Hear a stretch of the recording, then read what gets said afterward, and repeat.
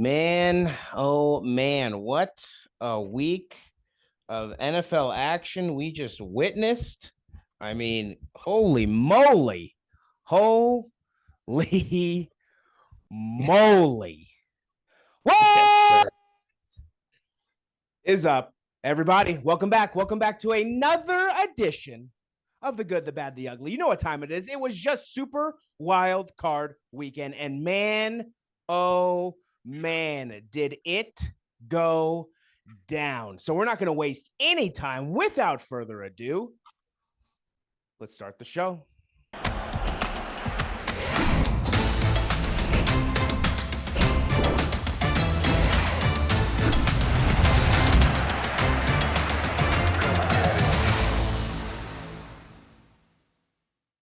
Welcome back. Welcome back to another edition of The Good, the Bad, the Ugly. You know what time it is. It is time to review the NFL action, NFL Super Wildcard Weekend, the action that just took place this past weekend. And man, oh man, do we have some things to break down. Hi, how's it going? I am Jacob Cutler, one half of the Sports Guys. And as always, joining me, he is the other half of the Sports Guys. He is one of my best friends. He is none other than Mr. Brandon Sullivan. Brandon, how you doing, my friend? Gotta do one thing right here, man. Just for everybody. Just stay tuned. Give me 1 second. It's back, baby. There we go. And I like it. I got these. I've never worn these. Okay. I got their gold and red beads. I'm wearing them every show. I'm hoping this brings us good luck. I like it. This year, I'm hoping this is the year that we get over the hump, that we win it all. So I am just so stoked for this weekend. I am just like 3 games away. It feels right. Everybody's healthy. Like I am back and I am just like so excited. I mean, I miss my team. Didn't see him against the Rams. Didn't see him last week. So I'm just excited to go over these, the wild card round, and then, in our next video, break down what's about to happen this weekend. I like it. Yeah. So without further ado, let's get into it. Let's quickly remind them how we did last week. Let's put it up on the screen. For yourself, 2-4, 0-1 on your guaranteed victories, thanks to the now newly named Dallas Cowgirls. Yes, until they do something, they will forever be called the Cowgirls, because boys, they sure are not. So the Cowgirls letting you down in your guaranteed victory by the Pack Attack. For myself, 3-3, managed to just get to 500 thanks to the Tampa Bay Buccaneers, baby. I told all of you it was going to happen. And it happened, baby. Baker Mayfield, Tampa Baker May. I mean, the Buccaneer himself. What an absolute performance. 1-0 on my guaranteed victories. I mean, no shocker there, thanks to the Buffalo Bills absolutely handling business. And then our special guest last week was none other than Mr. Andy Gomez, going 3-3, finishing off at 500, also going 1-0 on his guaranteed victory, thanks to the Buffalo Bills. Double guaranteed victory last week. Let's wipe those off the screen. Let's get into it. We're gonna switch up the little good, bad, and the ugly here. We're just gonna do some things. We're gonna make it this very easy, because some of these games were snooze fests, some of these games were exciting, and some of these games were a little middle of the row. So let's see here. How do I want to do this? We'll break down Saturday. What good did you see from Saturday? We had the Browns, Texans, Dolphins, Chiefs. What good did you see from Saturday? I mean, obviously, CJ Stroud, leading his, in his rookie debut in the playoffs, leading his team to victory. Huge victory. I did not think that the Houston Texans and D'Amico Ryans were going to beat the Cleveland Browns. I thought, with Joe Flacco having that playoff experience and them having the defense that they had throughout the back half of the season. Thought that they were going to I thought they were going to do pretty well. So credit to just CJ and those receivers, and just the defense played lights out. They were really giving Joe Flacco wreaking havoc on Joe, and I'm pretty satisfied. I did not want him to advance. I think everybody knows why. So he can it was fun while it lasted. Credit to him for coming out off his couch and at his age and leading his giving the Browns a little bit of hope. But CJ Stroud, man, this guy is he's a hell of a quarterback. And the Texans, it's just funny because the Texans gave up a lot to get Deshaun Watson, who didn't even play in the playoff game against the team they traded picks for. And they ended up losing to the same team. So I just thought that there's some Shakespearean irony there, and credit to CJ Stroud. And then obviously in the evening game, I mean, as far as good goes, obviously the Chiefs, Rice, the rookie wide receiver, looked really good. Rashee Rice, he had a breakout game, just going off, defense held Miami to 7 points. So Chiefs all around playing a really good game at home. The cold weather, obviously, I think you heard that there were between 15 to 20 people hospitalized due to hypothermia. So that's not good, but not surprised. Yeah, the temperatures were so low. Yeah. That it was almost unsafe to play. So, I mean, not too much to break down from Saturday. Both games were pretty much snooze fest. Yeah, the Texans absolutely obliterated the Cleveland Browns. I mean, obliterated. CJ Stroud is him. What a rookie season, man. What a turnaround by DeMeco Ryans, rookie quarterback, or rookie coach. What a turnaround by the rookie quarterback, CJ Stroud himself. The Texans might be cooking something down there in Houston for years to come. We shall see. I mean, they have great weapons in terms of a receiving core, good tight end, decent running back. They can always upgrade that position. And then one hell of a quarterback. I mean, top 5 quarterback this year, easily. Heading into next season, I mean, we'll see what happens. They easily top 10. I don't know if he's going to get in the top 5 right off the bat, but easily a top 10 quarterback starting the next season. So CJ Stroud, what an absolute amazing playoff debut. The Chiefs, I mean,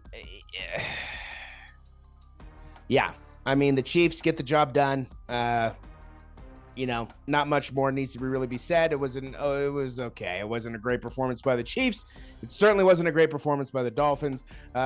So we'll leave it at that. Moving on to our Sunday games, and we only had 2 thanks to the weather in Buffalo. We had the Green Bay Packers stun the Dallas Cowboys, and then we had the Los Angeles Rams come down to the final plays against the Detroit Lions. What good do you got for me from Sunday? Yeah, the Cowboys, I can't believe I did a guaranteed victory on them, to be honest, because once we got to the day, I was like, I wouldn't be surprised if the Cowboys lost here. I just feel like anytime they get into these big moments, they kind of shrink, and it's like, it's been the same old Cowboys team. I don't know if it's Dak Prescott. I don't know if it's Jerry Jones. I don't know if it's some sort of nervous energy that, in the atmosphere. I don't know what it is, but I feel like every single year, it's the same product. The team wins 12 games, they go to the playoffs, they lose. First round, second round. They just can never get to the conference championship. And it's a team that, has pretty much winning they've been patented as winners, if you go back in history. So I don't know what it is. I don't know if it's Jerry World. I don't know what it is, but it just seems like even when it was Tony Romo, good quarterback, but in big moments faltered. So credit to Green Bay. I did not expect Jordan Love to come out and sling the ball the way he did. I didn't expect the defense to get a pick six. Jair Alexander to come in hurt and play the way he did. I did not expect them to get the type of pressure they did on Dak Prescott. So Green Bay Packers, I give them an A. They definitely on both sides of the ball. I was just very surprised. I mean, Romeo Doubs, some of these wide receivers for the Packers, very impressive. And Jordan Love, kind of reminds me of Brock Purdy, just the way that he's able to process and the way that he's able to kind of make plays outside the pocket a little bit. Obviously, he's a little bit more athletic for sure. But I mean, as far as, brain wise, I think he's right there with Brock. So he's playing at an elite level. I don't think anybody expected, at the beginning of the season, I know you and I were like, what the hell is this guy? Like, what? Yeah. As time went on, I think that teaches me a lesson to kind of see, hey, okay, if somebody's going to start their first season, let's see how it goes throughout the entire season. Because the first few games, we really did not like what we were seeing. So definitely Jordan Love, credit to Jordan Love, Dallas Cowboys. I mean, Micah Parsons. I mean, running your mouth. I mean, talking smack about our quarterback and that you could throw the ball to Deebo Samuel and all this stuff. You can enjoy it all from row one, seat one. I'm talking about your Ashley Furniture couch. You can go ahead and sit there and do that. Moving on, Detroit. Marshall Mathers, Big Sean, Calvin Johnson, all the stars and I think they showed a fan that had been a season ticket holder for like 58 years. I'm glad that they acknowledge not just the celebrities, but the people who have sat through this, Definitely. 32 years, like your Bengals, 32 years of no playoff victories, right? And Detroit, there's no team, there's no coach, there's no quarterback, there's no fan base that's more deserving than the Detroit Lions to get a playoff win. So definitely very, very excited for Detroit. This is, obviously Jared Goff got his revenge. I know that he said it wasn't on his mind, but Jared Goff down the stretch had to come up with some plays to seal the game away. Matthew Stafford was slinging it. He was. Credit to Puka Nacua, one of the best rookie wide receivers I've ever seen. Yeah, definitely. He's balling. This guy, 181 yards, went off. I think that Matthew Stafford gets one-itis with Cooper Kupp sometimes too much in the red zone. I think that if he would have looked for Nacua, they might have won that game. So credit to the Lions defense for stepping up. Credit to Amon-Ra St. Brown for getting the catch on 4th down to seal the game. Yep. And credit for Mike Tirico, another amazing call. So all around, I mean, Lions getting it done, man. Obviously, I'm a very happy man. Dallas Cowboys and Los Angeles Rams getting eliminated on the same day. Yeah. Good day in football that day was Sunday. I mean, hell of a day. I mean, Jordan Love, absolutely coming out. The Packers absolutely coming out. And I mean, from the get-go, they absolutely dominated the Dallas Cowboys. Dallas Cowboys weren't even in that game at all. I know they pulled within 16 points, but they were not in that game at all. The Packers absolutely annihilated Green Bay in that game, or Dallas in that game, excuse me. The Packers absolutely annihilated the Cowboys in that game. I mean, Jordan Love, right? I mean, man, oh man, what a turnaround.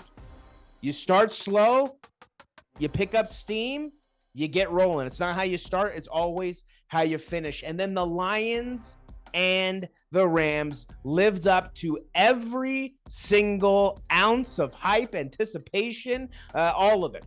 It lived up to every single second of it. Matt Stafford was amazing. Jared Goff was amazing. Those offenses were amazing. Aside from Detroit defense, letting these games kind of slowly but surely slip away, they got to tighten it up there on the defensive side of the ball. But the Lions, man, what a victory. What a statement.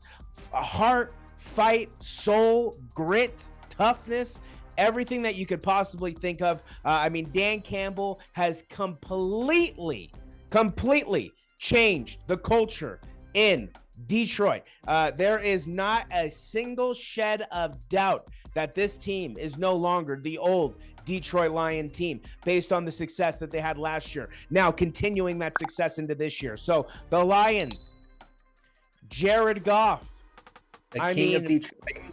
The king of Detroit currently. Yeah. the king of Detroit currently. I mean, he does have more playoff wins than Matt Stafford. So Jared Goff, I mean, talk about a comeback story. Epic game, epic finale, and an epic finish, getting that clinching pass to Amon-Ra St. Brown. And that place was electric. That place was on fire. Loudest that I mean, loud. That's probably the loudest that stadium has been in 30 years. So, I mean, the Lions fans, the Lions, everybody a part of that organization, from the GM who was screaming his head off in the elevator, the staff elevator, making his way down to the team. I mean, what an amazing moment for the Detroit Motor. Excuse me. The Rollin' Detroit Motor City Lions. I mean,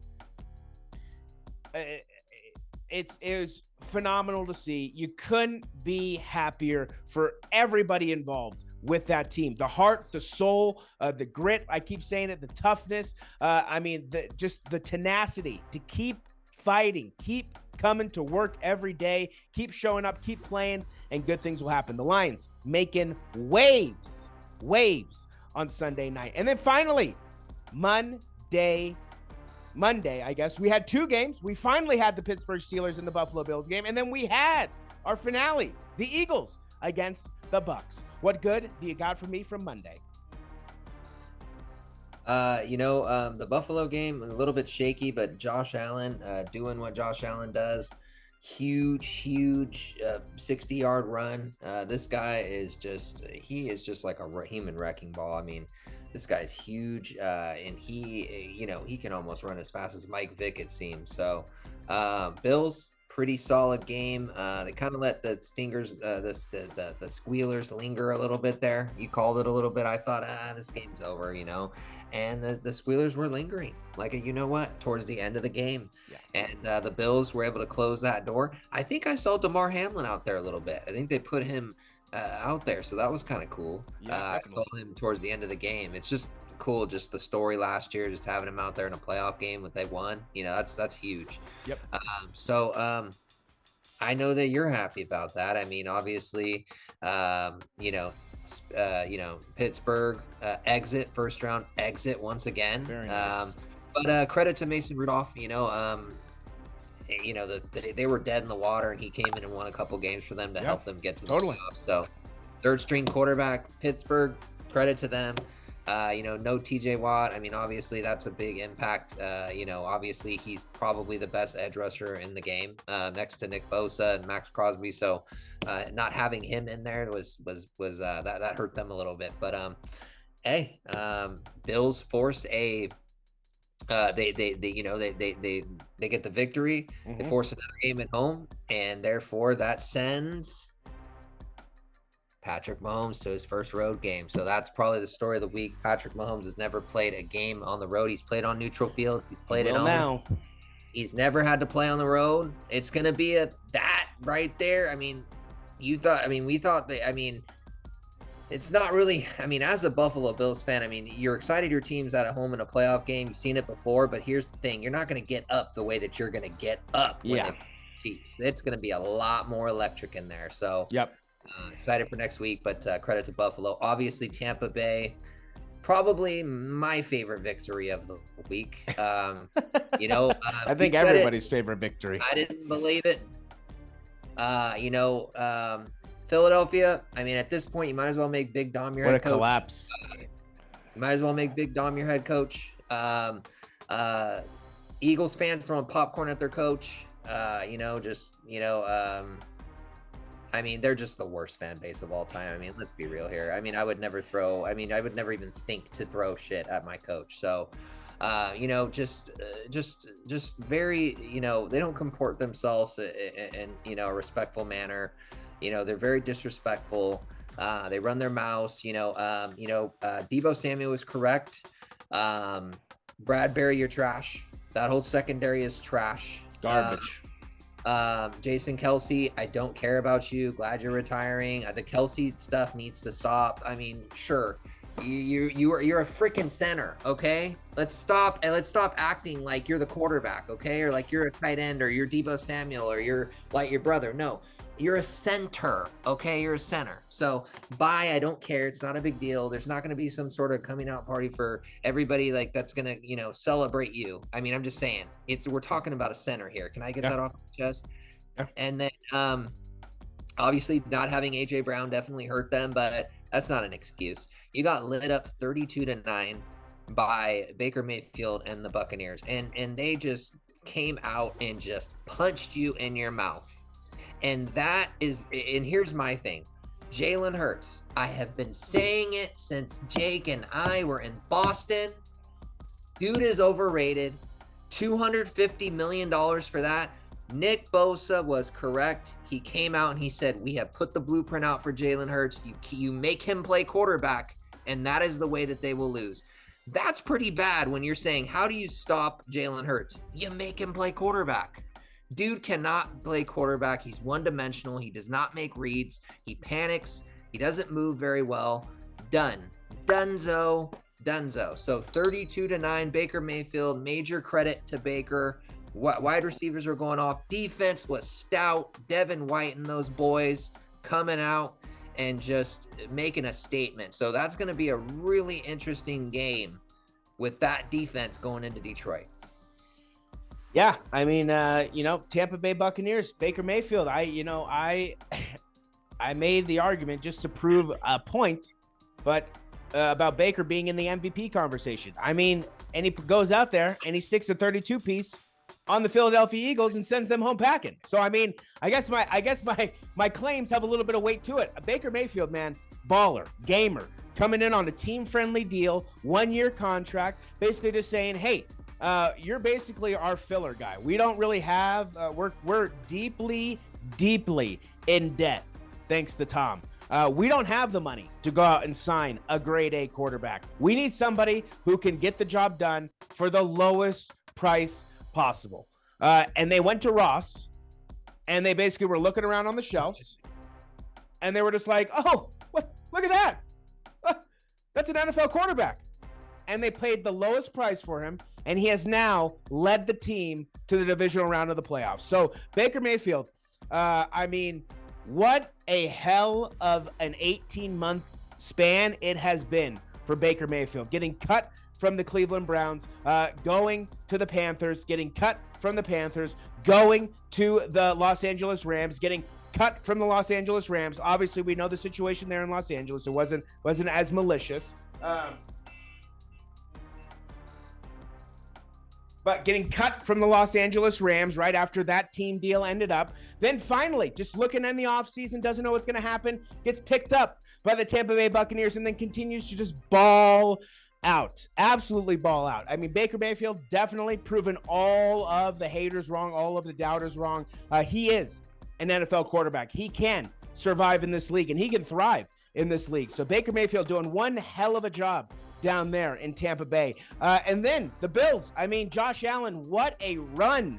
What an absolute electric run. The best part of that game was anytime that Pittsburgh got close to the end zone, there was just massive amounts of snowballs being hurled at the players. I thought that was absolutely hilarious. The best part was when they're showing the slow motion replays, and then out of the corner of the screen, you just see a snowball come flying in out of nowhere. I mean, what an absolute, it was a dominating performance that kind of got crept up upon by the lingerers. So the Bills able to get the job done there at home in Orchard Park on a clear but still snowy Monday afternoon there.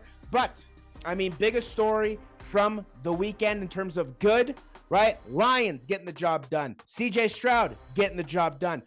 Jordan Love getting the job done. Baker Mayfield getting the job done. And Josh Allen getting the job done. And then, I mean, everybody kind of expected Patrick Mahomes to get the job done, but Patrick Mahomes getting the job done. But the biggest surprises, obviously, were Jordan Love, Jared Goff, and definitely C.J. Stroud and Baker Mayfield. I think those four were kind of the best parts of good parts of Super Wildcard Weekend. Let's get into the bugly, the bad and ugly. Let's just go through the whole weekend. What bad, ugly, aside from the Eagles that you've already mentioned, aside from the Cowboys you've already mentioned, what bugly do you got for me for the rest of the weekend? Obviously, talking about Tua Tagovailoa. I don't know what went on there. Just a really, really rough game for him. Just passes are just completely off. Obviously, the elements, but you can only blame that so much. Just crumbled. And I don't know. Joe Flacco, interceptions. He is a turnover machine. I should have seen that this was going to happen. Yeah, that was and then obviously Dallas. I mean, that score doesn't do justice. 48-32. They got absolutely annihilated. I mean, 48-32. Just it's essentially a 2-score game. No way. It was 48 to I think 16 with 6 minutes left. So Dallas got absolutely obliterated. Destroyed. Prescott, it proves Dak Prescott. I mean, I don't care about this 403 Pat statted, prevent defense yards. This guy is not a playoff performer. You cannot pay Dak Prescott. You just can't. Yep. You cannot pay him. I mean, he had time again. First round exit, second round exit, first round exit, second round exit, first round exit. Every single time this guy gets to the playoffs and the light is a little bit big. Yep. Gone. Light at the end of the tunnel. You can just barely see it. Yep. Gone. And Philadelphia, Alabama quarterbacks. I absolutely cannot do it. Philadelphia, just a horrible performance. I don't know what they're going to do with Nick Sirianni. I mean, the guy's I think that he's got to go after that. I mean, honestly, I just think that it would be crazy. You lead your team to the Super Bowl and then immediately get fired the next year. I mean, that was so fluky, justice was served. The Chiefs won the Super Bowl. Definitely. Because the Chiefs won the Super Bowl because the Eagles shouldn't have been there. They just shouldn't have been there. Brock Purdy it was you could make that claim for sure. The ball don't lie, man. How many times have ball you don't lie. Ball don't lie. Rasheed Wallace. Ball don't lie. Jalen Hurts, baby. You know what I mean?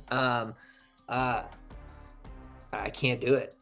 Jake. I'm sorry. I know that you had kind of an affinity for him before, but I just think this guy is just completely overhyped. I've always thought he was overrated. In the championship game with Alabama, guy was pulled from the game. Tua came in and delivered. True. Jalen Hurts has never been able to win those big games. So I don't know where Philly goes from here. They may be losing Brandon Graham. They may be losing Fletcher Cox. They're definitely Kelsey's retiring. Yeah. Those big time names are going to be gone. What's going to happen? I mean, it's yet to know. But I think the ugliest of the week was Philadelphia. I mean, it's between the Cowboys and the Eagles for sure. That was definitely the ugliest of the ugliest. I think the Cowboys, in my opinion, was the ugliest because that in my mind, I was shocked at what I was watching. I was legit. I felt like Jerry Jones when he said that was the most embarrassing loss that I think he has ever experienced. He said he has ever experienced in his time as a Cowboys. I agree. The most shocking loss for sure, because there is no way to say that the Green Bay Packers were going to go into Arlington and just obliterate, not even give the Cowboys a chance, just obliterate them. That to me was the ugliest loss of the week. But the Eagles, I mean, the reason why I don't think the Eagles were as ugly is because, I mean, the funny thing about the Eagles is everybody knows what the Eagles' problems are. The Eagles know what their problems are, yet they literally do nothing to help themselves out. Their secondary is atrocious. It's horrible. They can't tackle. They can't defend. They can't line up properly. They can't even play football. I mean, these guys are horrible. Their secondary is atrocious. They're not getting pressure up from the line because you have old ass Fletcher Cox and Brandon Graham. Hilariously enough, what was so funny was Troy makes this joke where he's like, I feel like I've been watching Fletcher Cox since I started doing this 20 years ago. Then he goes on to mention, yeah, but he's been in the league for 14 years. Yeah, because he has been on the entire time you've been announcing, Troy. You have been watching this man. This man refuses to leave the NFL. So the Eagles have a lot of inner looking to do in terms of what they want to do. They are going to give Jalen Hurts another year. I guarantee that. Nick Sirianni, in my opinion, no, he should not be fired. I definitely think that it was more on the defensive side of it. But at the end of the day, you got to blame somebody. But you can fix the team. Okay, so we got, you're talking about Sirianni. You went over, Fletcher Cox, Brandon Graham, Travis, Jason Kelsey. Yeah. What about Big Dom? Where does he land? Well, Big Tom, I mean, yeah, it's probably the reason why they lost, honestly. Him being back on the sideline was probably the reason why they lost. So, their season ended when he put his hands on Dre Greenlaw. It just literally ended. The Philadelphia Eagles need to look inward. They don't need to look outward. They need to look within themselves and just have a come to Jesus moment with what the hell is going on down there, and understand that they were good last year, but there was a better team, and that better team proved to be better this season. So, we'll see what happens with the Eagles in this offseason. It is going to be very interesting. The amount of frustration that was aired on television about this team in terms of like the players constantly going over to Jalen Hurts, and even Dallas Goedert seemingly basically what looked like the giving up hand gesture on Jalen Hurts. Like, I'm done with this guy. I'm over it. This is enough. This is stupid. I'm wasting my time here. AJ Brown has gotten into it with Jalen Hurts. So it's going to be very interesting. $50 million. Yeah. $250 million. It's going to be very interesting. Yeah, it's going to be a very interesting offseason. Like you said, that a lot of money is tied up now with Jalen Hurts. So, Eagles, Cowboys, back to the drawing board. I will never, ever, and I say, what's hilarious? I think I've said this now 2 years in a row at least. I will never, ever pick the Dallas Cowboys ever again in the playoffs. I don't care if they are undefeated.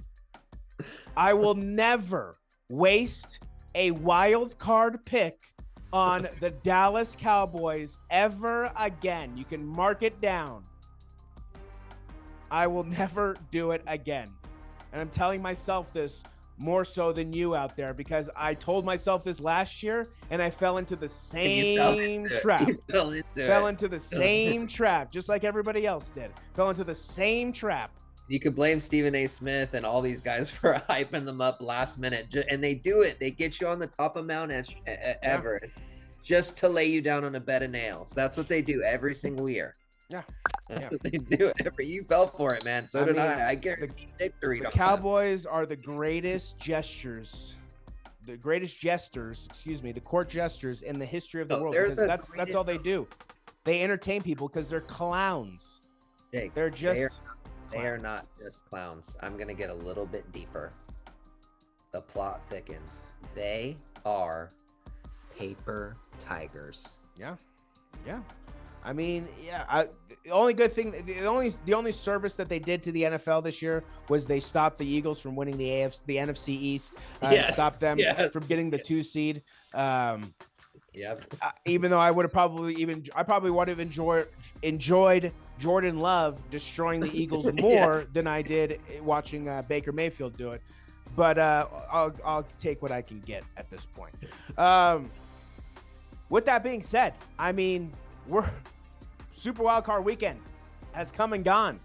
We are now on to the divisional round, where, I mean, if you thought this week was important, next week, holy moly, does the weight of the games thicken. I mean, it becomes so pressure heavy every play, every snap, every call, every timeout, every whistle, everything matters.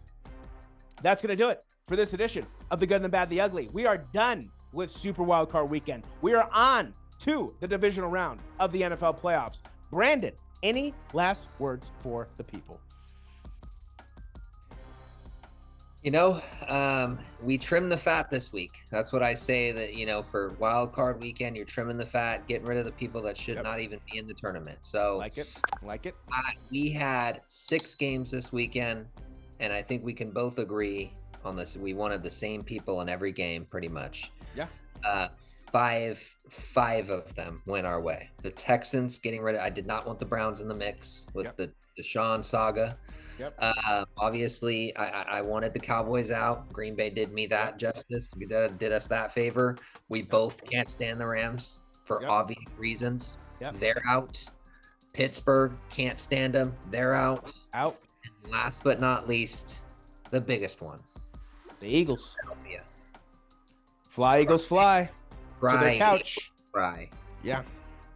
So, huge week. Trim the fat. 5 teams that I did not want winning the tournament are gone. There is only 2 teams left. There is only 2 teams left that I want out, and we will get into it on the next episode. I love it. Yes, we are getting down to the nitty gritty. 8 teams left, 4 games left. 2 in the AFC, 2 in the NFC. Then it comes down to the championship games. Then we're on to the Super Bowl. The season is wrapping up very, very nicely. That's going to do it for this edition of The Good and the Bad, the Ugly. As always, Brandon, I want to thank you for taking the time, for watching us, joining us, for tuning in and week out. We love what we do, and we are happy to join you. That's going to do it for this edition of The Good and Bad, the Ugly. That is one of my best friends, Brandon Sullivan. I am Jacob Cutler, and together we make up the Sports Guys. And until our divisional picks round, Brandon and Jake, we're out.